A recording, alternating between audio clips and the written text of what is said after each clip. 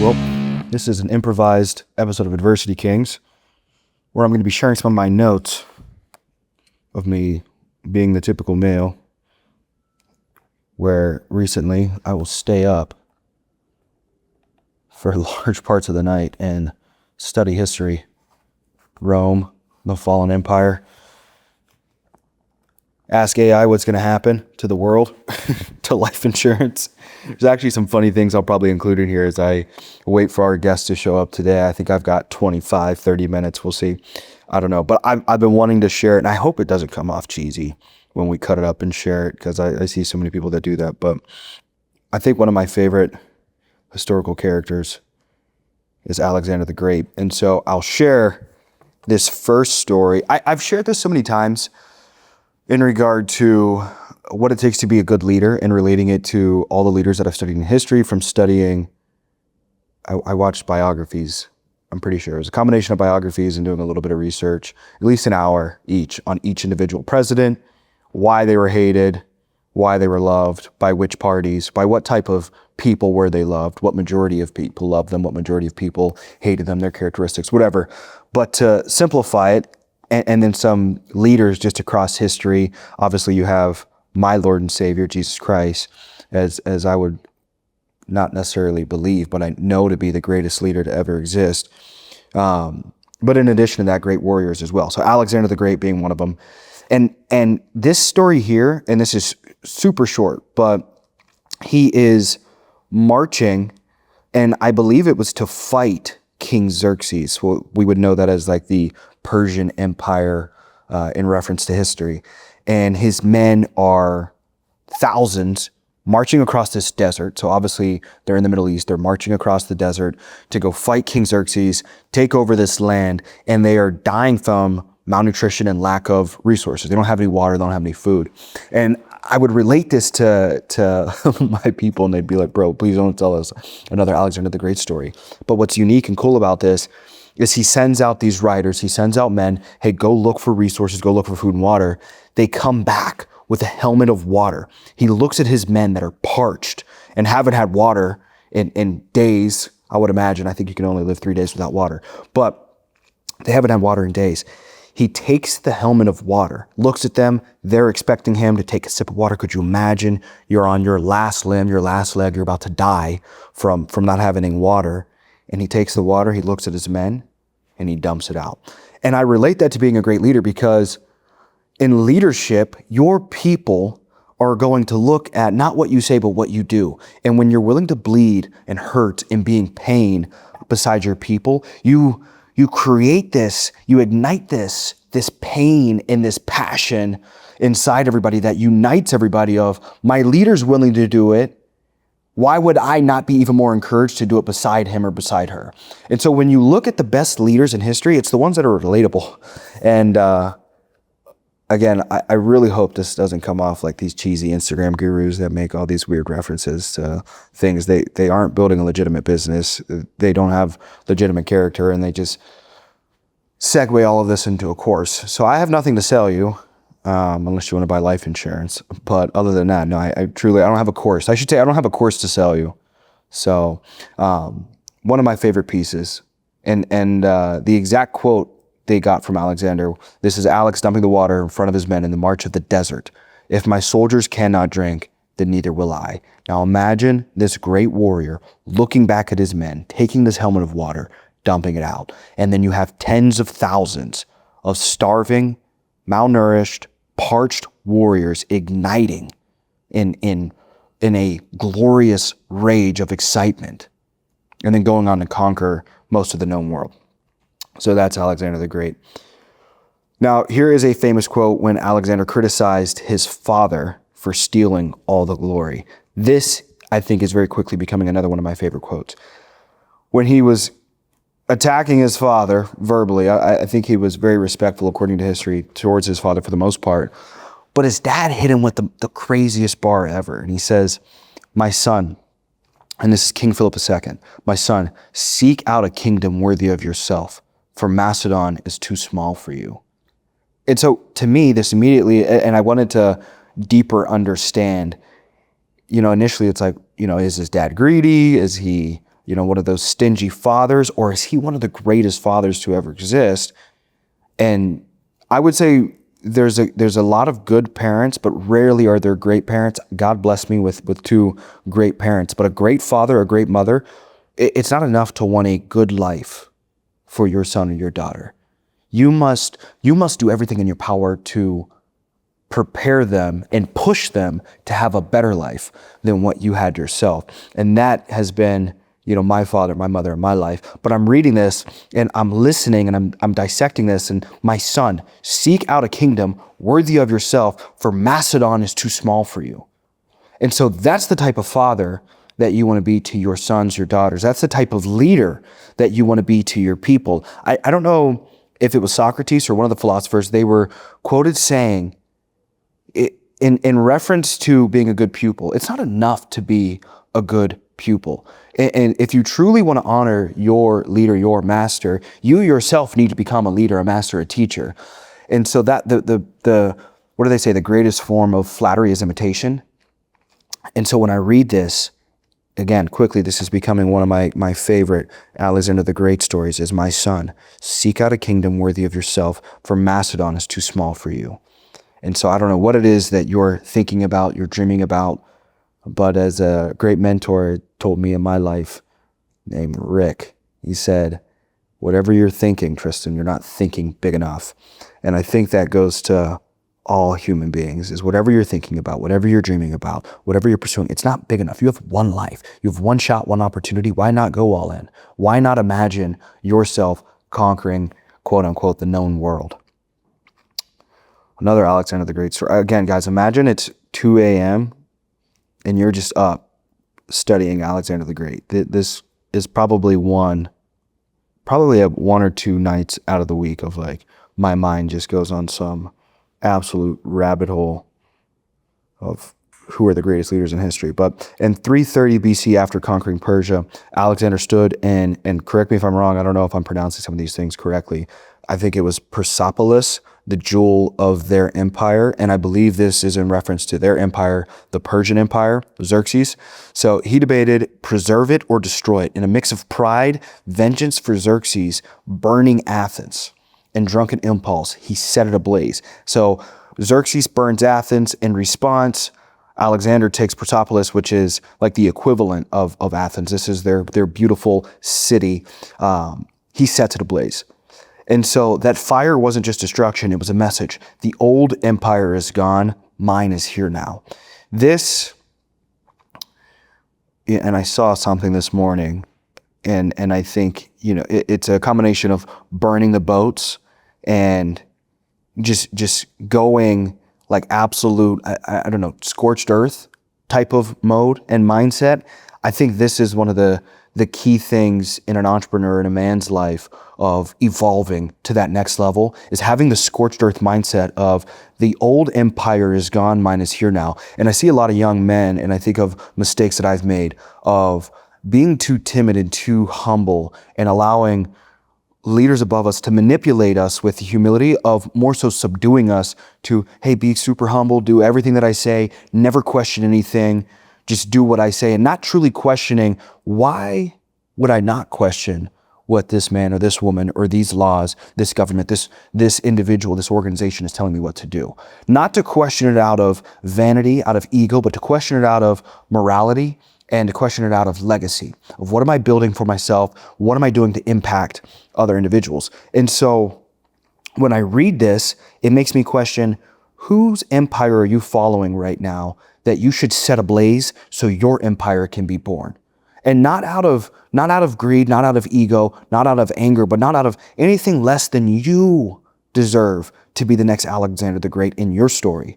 Why be the peasant? Why be the assistant? Why be the general when you could be the king? And I don't think everybody's eligible nor qualifies or has the pain threshold to withstand what it takes to bear the crown, because with the crown, everybody wants the crown, but they don't realize the burden with the crown is every battle you're expected to face, every battle you're expected to fund, every battle you're expected to salvage, respond, to communicate, and do everything that comes with it's not just a war. The war is a combination of many battles that never goes away.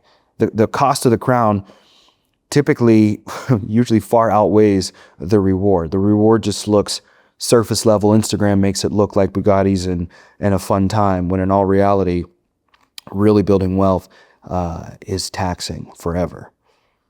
And it goes on to say, here's the paradox. Alexander was both a visionary who dreamed of uniting cultures and a young conqueror consumed by ego and passion. It makes me question myself. You know, I was I was disputing with Gally the other day, my future wife. Shout out to Gally if you're watching this. I love you.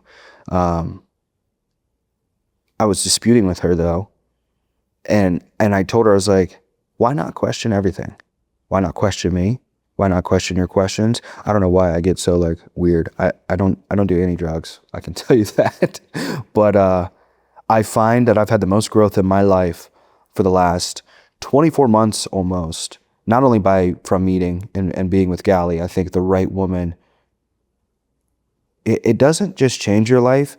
You die and become a new man. It's like this boy dies when you find a real woman, the right partner. And I almost feel bad. I was falling asleep next to Gally last night, and this is not what I want to talk about, but I'll get into it. I was thinking, oh, how horrible would it be to be a man that just sleeps around carelessly with woman after woman and never fully truly committing yourself to one woman and finding a woman you could grow old with. I don't care how wealthy you get. I was sitting there thinking about, one day my mom is no longer going to be here. The only woman that truly loves you, unconditionally, looks at you no matter what. You're a murderer, you're, a thief, whatever you could be labeled as negatively in this world. No woman will love you like your mother. When your mother is gone, there's only one other shot for a woman. And I saw a really good thing the other day of like, your mother loves you no matter what. Your wife chooses to love you. So it's a different complex of love that in itself has its own power.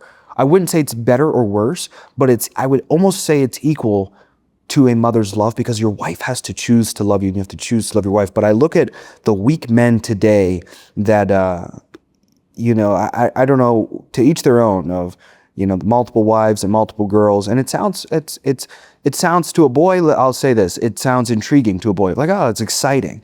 Excitement wears off. We all know this. Ice cream, you eat too much of it, it's no longer sweet. Cookies, it's no longer sweet. Anything you overindulge in, it's no longer, the excitement runs out. And then what are you left with? You're 70, 80, 90 years old, wrinkled up with all the money in the world or no money in the world, and you're lonely, falling asleep with just the memories of a loving mother and a woman, a good woman, maybe every man has come across along their path in this journey of life, that you screwed up. Due to what? A lack of discipline, a lack of focus, and a lack of questioning. Going back into this paradox of questioning, are you consumed by your ego or your passion? Are you consumed by a lack of discipline? Or the very opposite, are you consumed by an obsessive amount of discipline? And I think a lot of gurus, when they make their content, I hate to label myself as some guru. I wouldn't even consider myself a thinker. I wouldn't consider myself extremely wise or knowledgeable, but I would consider myself a questioner. I think that's something that I would like to be known for in this at least phase or season of my life, is I'm a questioner. I'm not a procrastinator. I'm a questioner, and then I act. Because I've acted and then questioned, and it's cost me a lot of money, time, and relationships of not asking questions, not asking a couple questions first. Why are we doing this? Where are we going? Who are we going with? What have they done? Why would I follow you? You are a loser. You don't know how to truly conduct business. You never really build a business. Your relationship with your wife is a facade. It's fake. You lust after other women. These are things where it's like, just in general, question. I want to question. Why? Why would I want to question? I want to bring more efficiency to my life. Why do I want to bring more efficiency to my life? I have no idea. How much time do I have left? How much time does my mother, my father have left? So I question, because I want to get the most that I can out of this life, right? So I think that is my Alexander the Great. I've got a couple others. This is from St. Jerome. Rome is no longer in Rome. I believe this was St. Jerome. I think this was I think it was the fall of Rome, but as I go into the Byzantine Empire, which was like a I don't know if you'd call it like a sub-community. Some historian, if they watch it, could comment and be like, oh, this was what it truly was. But this is, again, late night research of something that I like to relate and help expand my questioning and my mindset. But Rome is no longer in Rome. Saint Jerome stated this. On the surface, Rome had fallen, its power scattered. The deeper meaning here, power is not a place, empire is not a stone. The moment a people abandon their values, their discipline, and their unity, Rome ceases to exist. Even if the walls are standing, what most never consider, this line is less about a city's fall and more about the fragility of identity itself. A civilization dies in spirit long before its armies are born, or armies are beaten. A civilization dies in spirit long before its armies are beaten. And when I'm reading this, I was quickly reminded from being 7 years in the sales space, in the life insurance space, you can tell when someone's going to quit, when someone's burned out months before. There's a light that goes out in their eyes. There's a coldness that comes through their energy where you can tell they've given up. It's like, for me, I've been doing jiu-jitsu for 4 or 5 years, striking now for a year or two. You can tell when you're sparring with someone, when the soul comes out of them. And as a competitor, it's my favorite thing to do. When I'm competing with someone, to see the soul be taken from someone where they don't desire to compete anymore. Like when I compete, it truly is. It's like if for people, they compete with me. I'm not looking really to compete with them. I think as a younger age, like, yeah, I want to destroy that person. But now it's more of competing with myself, destroying the soul of the weak man that I was yesterday. How do I take that man's soul? And then those that decide to compete with me, they're competing with someone that doesn't even I'm not even thinking of you. But when I read this and I think of this in regard to civilizations, in regard to organizations, you look at America and you read this slowly and think about this. The moment a people abandon their values, their discipline, and their unity, where are the values today in America? Where's the discipline? You look around and you see these sick people that are obese, they're hurting, they're in pain, they have no values. People are confused, they have no identity. And you can truly, as you read this, you're like, we are the next Rome. We're living in the next end of times. Spiritually, historically, history repeats itself, and people, we're living in its own, we've never seen this before. Oh, read a history book. Go on YouTube. Watch the fall of every empire. The division starts within before it happens without. And it's cool because, maybe it's not cool, but you can relate it on an individual level of your collapse happens within or your takeover. They both start within. It's all an internal job before it's external. And you learn this in sales. It's all the gurus, they love talking like this. But when you really study history and you understand, what most never consider, this line is less about a city's fall, more about the fragility of identity itself. It starts with, how do you think about yourself? How do you think about yourself? The people that you collectively surround yourself with, how do you guys think collectively as a group? And that contributes to the group's identity, but it all starts with your identity. How do you, and that's the thing we live in right now, is the identity crisis of nobody knows who they are, what they are, why they're doing it. Ask somebody that, who are you? What do you do? Why do you do it? What would people say? If I asked, for those of you watching, if I asked them, who are you? What do you do? Why are you doing it? What would they say? Let me take this call. Yo. Yes, sir.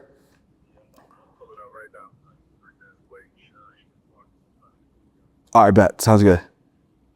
All right, bye. The guest is here, so I will try to get through these as quickly as I can.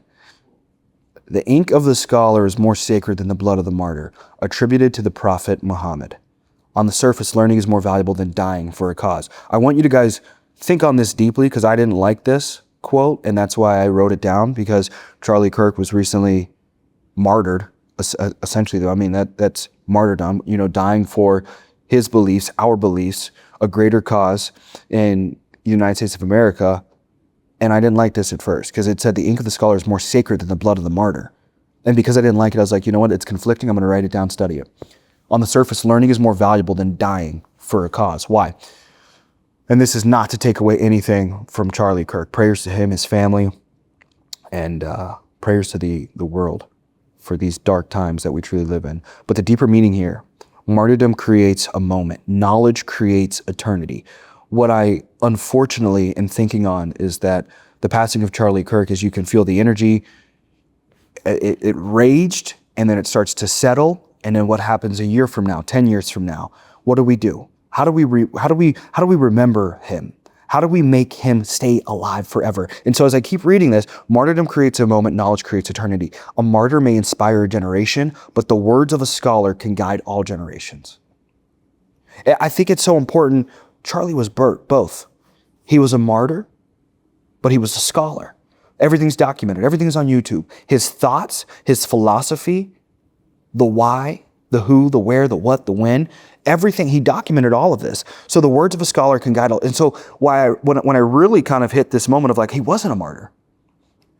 He was a scholar that was martyred, which magnifies this and makes it even more powerful because he had the words of a scholar that can guide all generations. What most don't think about, blood dries quickly, ink endures, meaning the quieter, less glamorous act of seeking truth is the real revolution. By prevailing over all obstacles and distractions, one may unfailingly arrive at his chosen goal. Christopher Columbus. On the surface, push through obstacles, reach your destination. Deeper meaning, the world doesn't reward talent, ideas, or even morality as much as it rewards endurance. Columbus was reckless and flawed, yet his persistence reshaped the entire globe. What most don't consider, history is often written not by the best, but by those who simply kept going when others quit. Persistence bends reality more than brilliance. Wrong. It's right, but it's wrong. I can remember persisting in a business model where I didn't own the business and there was limitations from the system, from low-level manipulative leaders. Persisting in the wrong vehicle will always, like you driving in a Honda, will always be you driving in a Honda.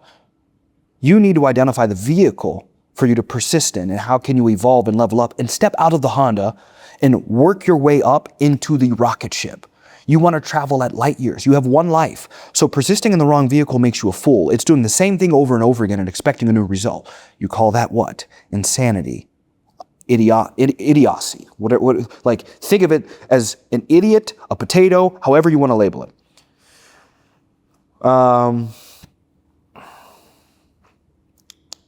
Constantine. Here's what I really wanted to get into. Constantine, I believe this is Constantine the 11th. Pelagios, during the final hours of the siege of Constantinople, 1453. This is what he says. This is hard. This is what we end with. The city is fallen, but I live.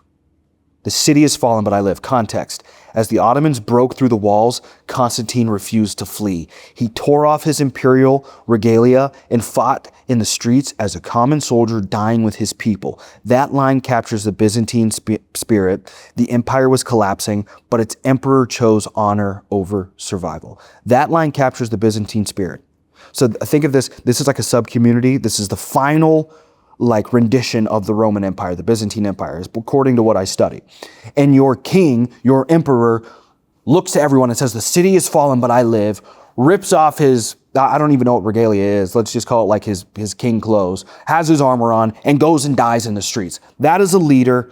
That is a man. That is the only way that for me, and I think most men, you worry about like, why die in old age when it's like, imagine the times you could die in battle with a sword through your chest. That is honor. It's glory. And so in today's day and age, I think symbolically that is you standing up for your beliefs because no men are doing that. They're boys now. They don't stand up for what they believe in. They would rather subject themselves to weaker, controlling men like peasants, like prisoners of war. And it's all a choice. You have a choice today. You watch this, you didn't watch this, whatever, you see this, it doesn't matter. You have a choice whether you want to be the individual that dies on his knees, a slave to weakness, to illness, or a slave to nobody, a slave to your values, a slave to your God. That's it. What do you stand for? A slave to what you stand for. You have to subject yourself to something. What will that be? I think the other last thing I'd leave you with while we're waiting for the guys to walk in is think of the quote from the greatest movie ever, Troy, Achilles, when he's called to fight the biggest man that they've ever seen, right? This boy goes and wakes up Achilles. The king wants him to fight his battle, this one-on-one combat with the biggest man they've ever seen. He's like, go get Achilles. He goes to Achilles' tent, he's sleeping, wakes him up, and he's like, the man you're about to fight, he's the biggest man I've ever seen. I wouldn't want to fight him. He looks him in the eyes and says, that's why no one will ever remember your name. That's why no one's remembering your name, because you're walking away, you're running away from the scariest battles right now. Go choose a bigger battle. You'll have a better legacy.